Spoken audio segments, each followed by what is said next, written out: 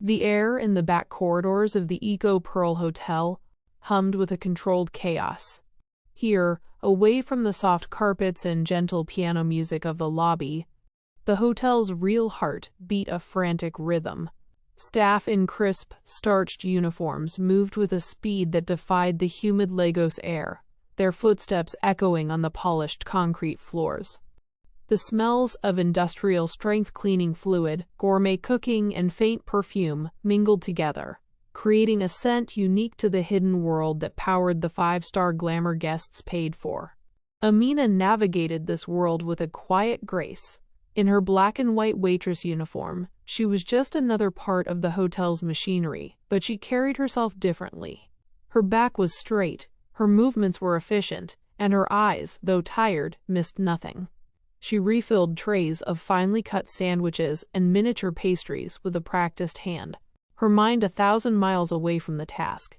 Each perfectly placed garnish was a small reminder of a time when her creativity was celebrated, not confined to the strict rules of hotel service. A time before her dreams were stolen. She saw him almost every day.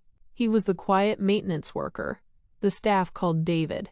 He was tall and lean, with hands that seemed too clean for his line of work. Unlike the other maintenance men who were loud and joked with the kitchen staff, David was almost silent. He would move through the corridors with a toolkit, checking pressure gauges on water heaters, or fixing a faulty lock on a supply closet. Most people barely noticed him. He was part of the background, as invisible as the hum of the air conditioning. But Amina noticed. She noticed the way he watched everything, not with idle curiosity, but with an intense, analytical gaze. He wasn't just fixing things, he was understanding how they worked. Their paths rarely crossed for more than a brief nod, two ghosts in the same machine, until the day of the Oladipo Group's annual board meeting. The meeting was being held in the hotel's most exclusive conference room, the Eco Suite, and the tension in the staff corridors was higher than usual. Mr. Oladipo was a notoriously demanding client, and the hotel manager, Mrs. Adebayo, was a storm of nervous energy, her voice sharp as she barked orders. Amina was on duty, tasked with ensuring the VIPs had a constant supply of coffee and refreshments. It was during the third coffee run that the chaos erupted. A junior manager, sweating in his oversized suit, burst into the main kitchen area. The projector in the Eco Suite is dead, he panicked, his voice high-pitched. Oladipo is about to start his main presentation, and the screen is just black. Mrs. Adebayo spun around, her face a mask of horror. What do you mean it's dead? Get IT up there now. I tried, the junior manager wailed. Tunde is on the 10th floor fixing the Wi-Fi for the ambassador's family. He said he'll be 20 minutes. 20 minutes was a lifetime in a situation like this. Unacceptable, Mrs. Adebayo snapped. She looked around wildly, her eyes landing on Amina, who was standing by with a fresh pot of coffee. You, go and apologize to the guests. Tell them we are having a minor technical issue. Keep them calm. Amina nodded, her expression unreadable. She walked towards the Eco Suite, her steps calm and measured. Inside the room, the atmosphere was thick with frustration. A group of men in expensive suits stood around a long mahogany table, looking impatiently at the blank screen on the wall. A young, terrified assistant was frantically clicking a laptop mouse. I don't understand. It was working perfectly just 5 minutes ago, the assistant stammered. Amina quietly began to pour coffee. As she moved around the table, she glanced at the laptop screen. Her eyes caught a small, flashing error icon at the bottom of the display. She recognized it instantly. It wasn't a hardware failure. It was a rendering issue. A conflict between the high-resolution graphics in the presentation file and the projector's display driver. It was a problem she had solved 100 times in her old life. Just as she finished serving the last guest, David walked in through a side service door. He had been called to check the faulty equipment. He paid no attention to the important men in the room or the panicked assistant. His focus was entirely on the projector mounted on the ceiling. He gave a quiet nod to Amina, a silent acknowledgement of their shared invisible world. While the assistant continued to reboot the laptop fruitlessly, David pulled a small stepladder from the service corridor and climbed up. He didn't even look at the cables. Instead, his hand went straight to the main vent on the side of the machine. He placed his palm over it for a second, his expression unchanging. Amina knew she was overstepping her role as a waitress, but she couldn't stand by and watch the situation get worse. She leaned towards the frantic assistant. "Excuse me," she said softly, so the executives couldn't hear. "Try exporting the presentation again, but save it as a PDF or in a legacy PowerPoint format. The software is trying to render a file that is too complex for the driver." The assistant looked at her, his eyes wide with a mix of confusion and desperation. A waitress was giving him IT advice? But he was out of options.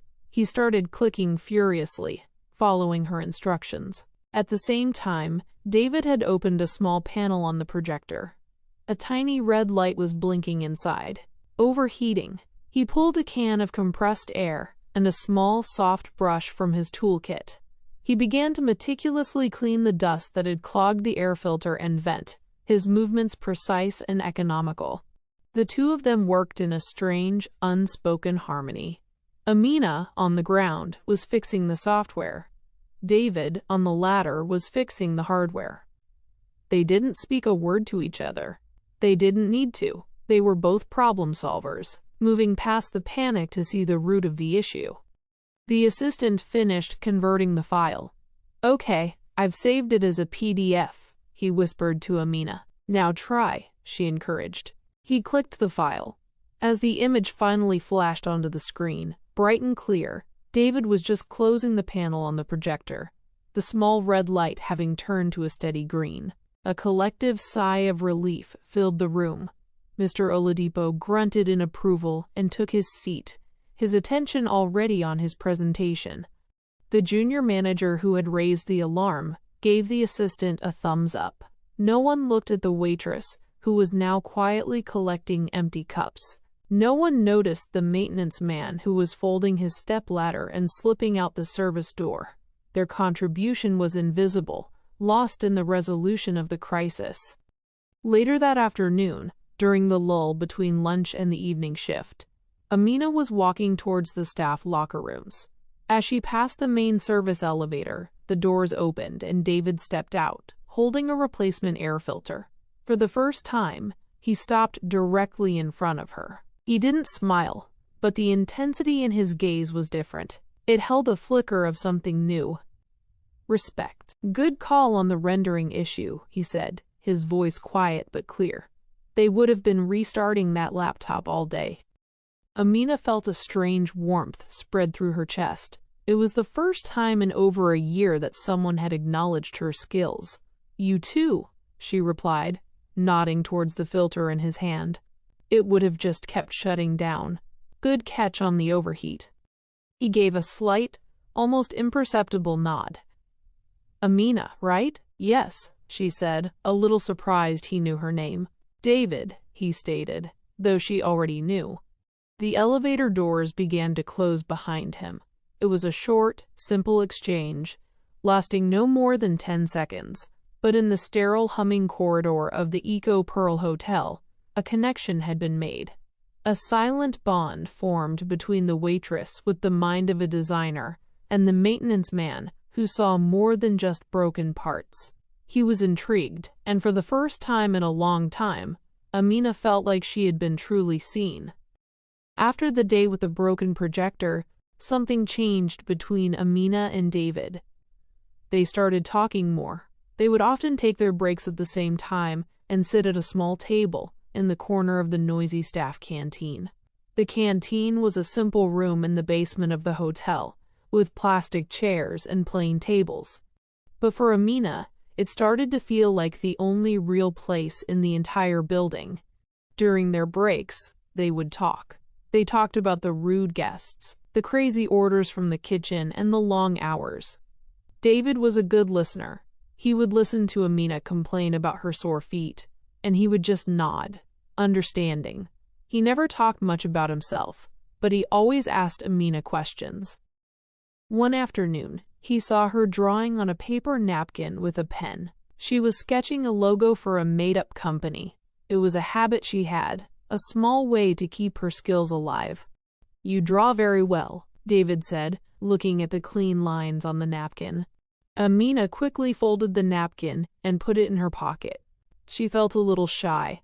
"It's nothing, just a stupid hobby." "It doesn't look like nothing," David said gently. "It looks professional." "Did you study it in school?" Amina hesitated. She never talked about her past.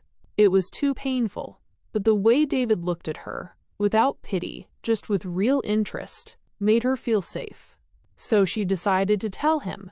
"Yes," she said quietly. "I was a graphic designer before all this." She took out her phone. The screen was cracked, but it still worked. She opened a folder and showed him some of her old designs. There were logos, posters, and designs for websites. They were colorful, modern, and very beautiful. David looked at the images, truly impressed. "This is amazing work, Amina. Why did you stop? You are too talented to be serving coffee."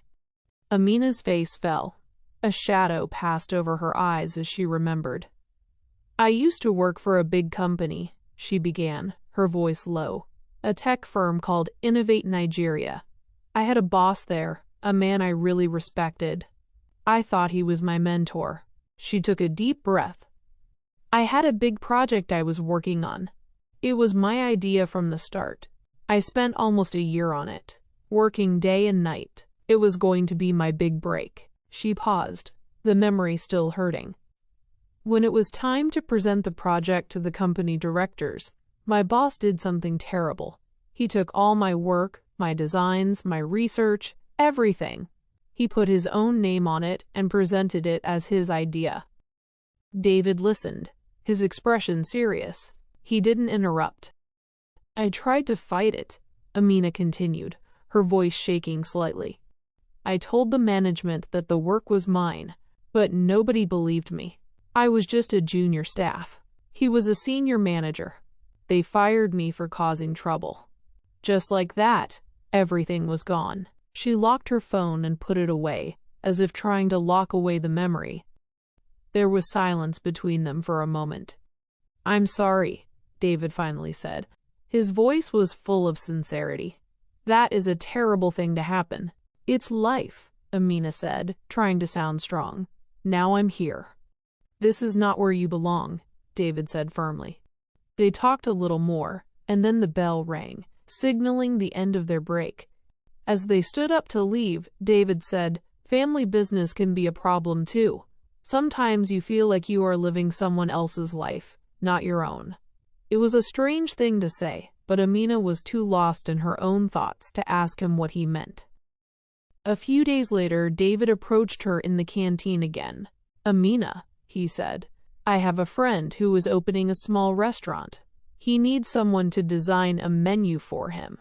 It's not a big job, and the pay is not much, but I remembered your work. Are you interested?" Amina's heart skipped a beat. A real design job? It had been so long. "Yes! Of course I'm interested. Thank you, David." "Don't thank me," he said. "I'll give him your number. He will contact you." Later that evening, Amina got a message from an unknown number. The person introduced himself as Mr. John and explained what he wanted for his restaurant's menu. They agreed on a small price, and Amina felt a surge of excitement she hadn't felt in over a year. That night, back in her small, stuffy room, Amina didn't go straight to sleep. She sat on her bed with a notepad and a pen and started sketching ideas. As she drew, she felt like her old self was slowly coming back to life. It was just a small menu for a small restaurant, but to her, it felt like a lifeline. It felt like hope. She had no idea that the lifeline had come from David, who was sitting in his own apartment, monitoring the Mr. John email account he had created just for her. He wanted to help her, and this was the only way he could do it, without telling her his secret. Amina finished the menu design for Mr. John, and he paid her immediately through a bank transfer. The money was not much, but holding it in her hand felt like a major victory. It was the first money she had earned from her real talent in over a year. It made her feel proud. The small job gave her a new energy. At work, she was still a waitress, but inside, she felt a little spark of hope. David noticed it. He saw that she smiled more, and that the tired look in her eyes was starting to fade. Their friendship grew stronger. They started talking about more than just work. They talked about their dreams for the future. Amina spoke of one day owning her own small design agency. David spoke of wanting to build a business that actually cared about its employees, not just about making money. He was still vague about his family, only saying that they owned a family business and had very high expectations of him. Amina didn't push him for details. She was just happy to have a friend she could trust. 1 month later, the hotel started preparing for its biggest event of the year. It was called Ecotech, a huge conference for all the technology companies in West Africa. The hotel was going to be filled with rich and important people. The staff had to work extra hours, and the manager, Mrs. Adebayo, was more stressed than ever. As the list of sponsors for the event was put up in the staff area, Amina's heart turned to ice. She saw a familiar logo at the top of the list. It was Innovate Nigeria, the company that had destroyed her career. Her old boss would probably be there. The thought of seeing him made her feel sick. "Are you okay?" David asked, seeing the look on her face. "My old company. They are a major sponsor of this event," she said, her voice barely a whisper. David's face hardened. "You don't have to work the event. You can tell Mrs. Adebayo that you are sick." Amina shook her head. "No, I can't. I need the money from the overtime. I will just do my job and try to stay invisible." The day of the Ecotech main gala arrived. The hotel ballroom was decorated beautifully, with bright lights and expensive flowers. It was filled with people in fancy suits and elegant dresses. Amina was one of the waitresses serving drinks and small chops. Her eyes scanned the crowd nervously, looking for a face she prayed she would not see. And then she saw him, her former boss. He was standing with a group of men, laughing loudly and holding a glass of champagne. He looked confident and successful. Amina felt a rush of anger and shame. She quickly turned away, hiding her face behind the tray of drinks she was carrying. Her job was to be invisible, and tonight, she wanted to be more invisible than ever. The main part of the evening began. The guests were asked to take their seats for the welcome speech. Amina stood at the back of the large room, trying to stay out of sight. The lights dimmed, and a spotlight hit the stage. The host of the event walked up to the microphone. "And now," he announced in a loud, important voice, "it is my great honor to introduce the owner of the magnificent Eco Pearl Hotel, the man who has done so much for business in Lagos, the great Chief Kalu." The crowd applauded as an older, powerful-looking man in a white agbada walked onto the stage. He waved to the audience with a warm smile. Amina had seen pictures of him before. He was a famous billionaire. Chief Kalu began to speak, his voice deep and calm. He welcomed all the guests to his hotel. Then he said, "I am getting old now, and it is time for the next generation to take over. I want to introduce you all to the future of the Kalu Hotel Group, my son, who will soon take over as the new CEO." He turned and gestured to someone standing in the shadows at the side of the stage. A young man in a perfectly tailored, expensive-looking suit stepped out into the spotlight. Amina's tray slipped from her hands. Glasses and small chops crashed onto the floor with a loud noise, but she didn't hear it. She couldn't hear anything except the pounding of her own heart. She just stared at the stage, her eyes wide with shock and disbelief. The man on the stage, standing next to the billionaire Chief Kalu, was David. Her David, the quiet maintenance man, the friend she shared her secrets with in the staff canteen. "My son," Chief Kalu said proudly. "David Kalu." The name hit Amina like a physical blow. David Kalu. He was not a maintenance worker. He was a billionaire's son. He was the heir to this entire hotel. Her mind went blank. She felt a sharp, painful feeling in her chest. It was the feeling of betrayal. The one person she thought she could trust had been lying to her all along. Amina didn't wait to be told to clean up the mess she had made. She just turned and walked away, leaving the broken glasses and scattered food on the floor. Other staff members rushed to handle it, but Amina didn't notice. She moved like she was in a dream, pushing through the back corridors, past the kitchens and the laundry rooms, until she reached the staff changing area. Her heart was beating fast, a painful rhythm in her chest. She sat on a bench, her head in her hands. The image of David on that stage, in that expensive suit, kept replaying in her mind. David Kalu. The name echoed in her head. It felt like a joke, a cruel trick. The quiet maintenance man, her friend, was one of the richest young men in the country. He had lied to her. Every conversation they had, every secret she had shared with him, now felt like a lie. Had he been laughing at her this whole time? The poor waitress telling her sad life story to a billionaire? The thought made her feel deeply ashamed. She waited. She didn't know how long she sat there, but it was long after the sounds of the gala had faded. She knew he would have to come back here to change out of his uniform. The real one, the maintenance worker's uniform that she now understood, was just a costume. Finally, the door opened and he walked in. He was no longer wearing the sharp suit. He was back in his simple work trousers and a plain t-shirt. He stopped when he saw her sitting there. The confident look he had on stage was gone. He just looked like David again, but this time, Amina saw him differently. "Amina," he said, his voice quiet. "I was looking for you." Amina stood up slowly. She didn't shout. She didn't cry. Her voice was cold and steady, like a flat line. "Was this all a game to you, David? Or should I call you Mr. Kalu?" she asked. "Was it fun for you? Pretending to be a poor worker? Listening to the problems of the real poor people?" David flinched at the coldness in her voice. "No, Amina.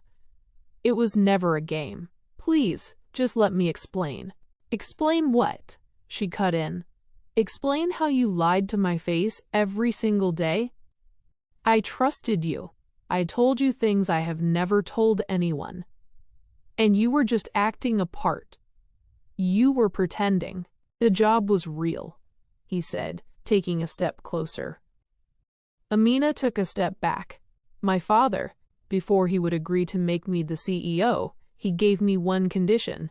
I had to work in our biggest hotel for 1 year, and I had to do every job, from cleaning toilets, to fixing pipes, to serving tables. He said I couldn't lead people if I didn't respect their work. He wanted me to understand the business from the bottom." He looked at her, his eyes full of regret.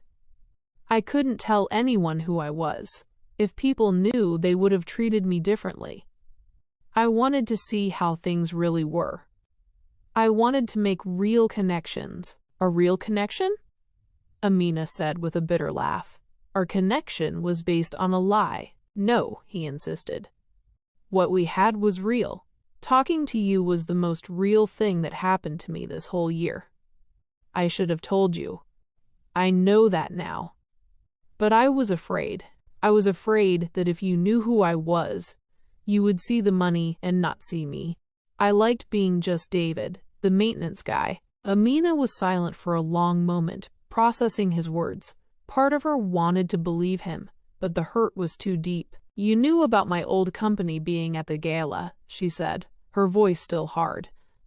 "You knew how much I was hurting." "Yes," David said, his voice becoming serious.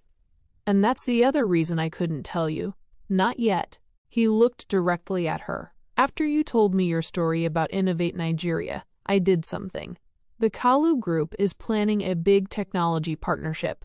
Your old company, Innovate Nigeria, was one of the 2 companies we were considering." Amina stared at him, confused. "I used my access during the Ecotech event to look into them," David continued. I looked into your old boss. I wanted to see if your story was true. Amina, I didn't just find that your story was true. I found proof. I found the original design files on their old servers, with your name and the original dates on them. He didn't even cover his tracks properly. The proof that he stole your work is undeniable.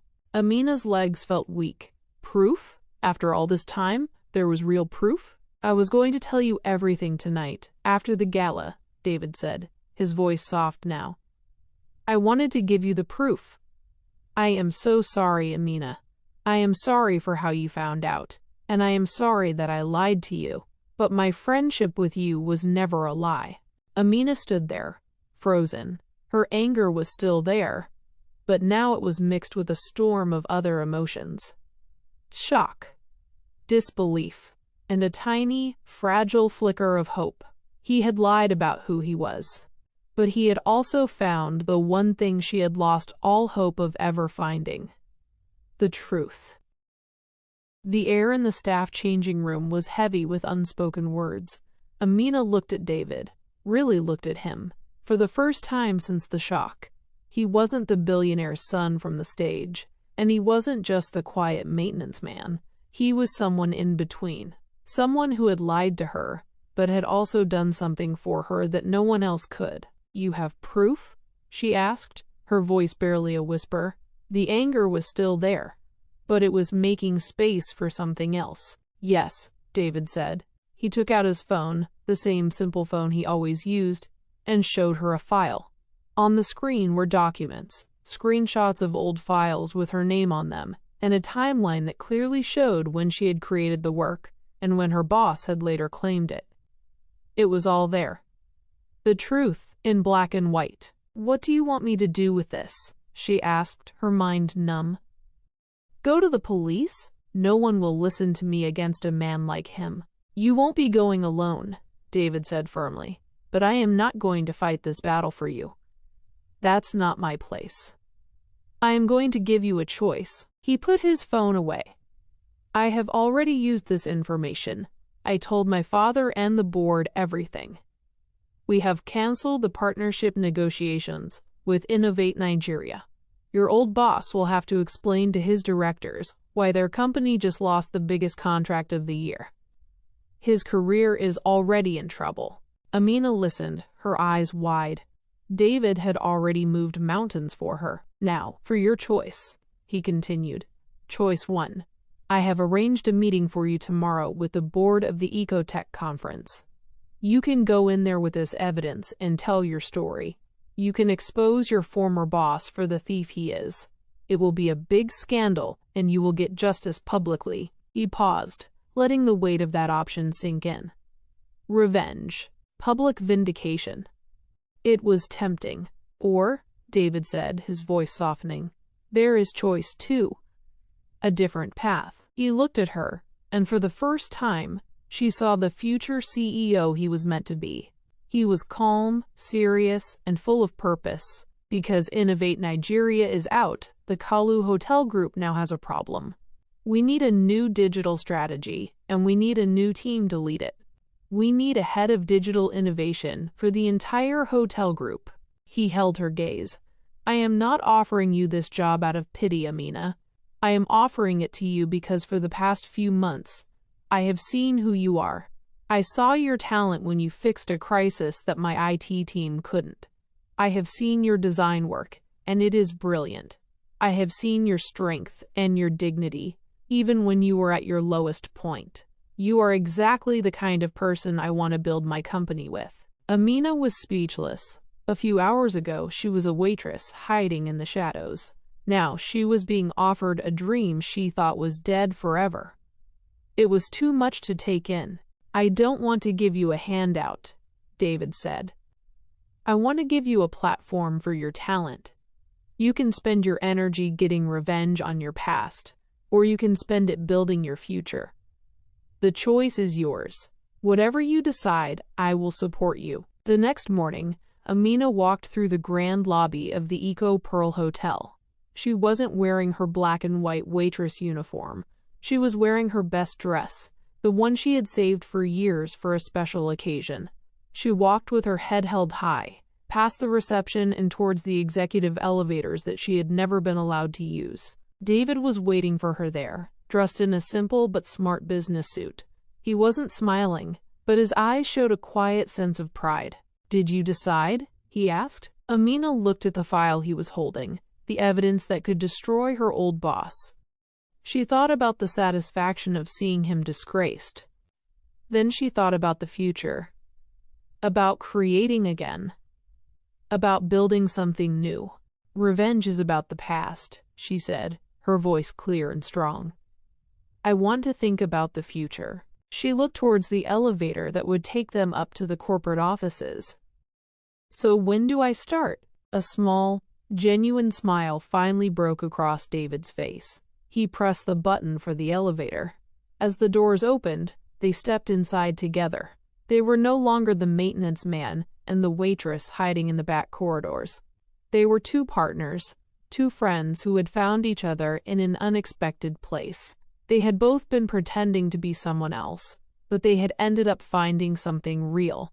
As the elevator ascended, they were leaving the past on the ground floor, rising up to build a new foundation together. I hope you enjoy this story and have learned something from it. Then subscribe to Auntie Ray's Folktales for more interesting and captivating stories like this. Thank you.